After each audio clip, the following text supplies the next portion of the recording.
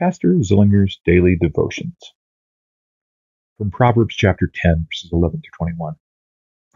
The mouth of the righteous is a fountain of life, but the mouth of the wicked conceals violence.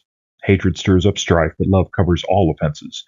On the lips of him who has understanding, wisdom is found, but a rod is for the back of him who lacks sense. The wise lay up knowledge, but the mouth of the fool brings ruin near. A rich man's wealth is a strong city, but the poverty of the poor is their ruin. The wage of righteous leads to life. The gain of wicked is to sin. Whoever heeds instruction is on the path to life, but he who rejects reproof leads others astray. The one who conceals hatred has lying lips, and whoever utters slander is a fool. When words are many, transgression is not lacking, but whoever restrains his lips is prudent. The tongue of the righteous is choice silver, the heart of the wicked is of little worth. The lips of the righteous feed many, but fools die for lack of sense. You might see there's a theme here about speaking and how our lips affect our reality, and our lips affect our emotion, and our words affect things. Now you should hear an echo of the New Testament book of James, talking about how the tongue is a restless evil, that the tongue is a vile weapon that we use against people. And to know and understand that what our words are about. First off, hopefully your lips are speaking Christ's words, speaking Scripture.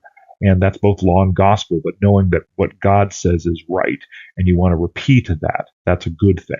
Oftentimes we lead with what our emotions are, we lead with what we think or our own opinions for things, and it only ends up poorly. The next is looking to see how we talk to others, how we speak to others, and how that sometimes we have a problem with our heart.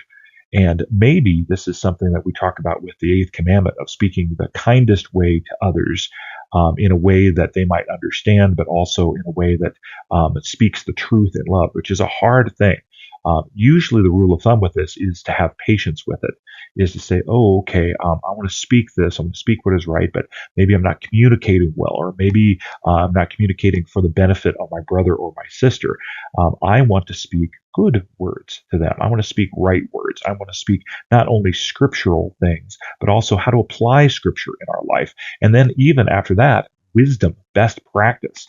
Oftentimes, there are things in Scripture that we don't know about, but we apply Scripture to our lives today, and then we use that best practice to others. A great example is Dave Ramsey, who talks about finances.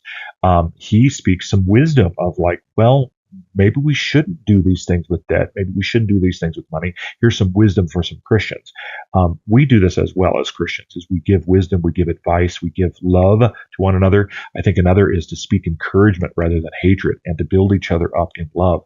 This is a lifelong thing, and something to remind ourselves in Proverbs of how to be wise in speaking to others. The Lord bless your day as well as your week.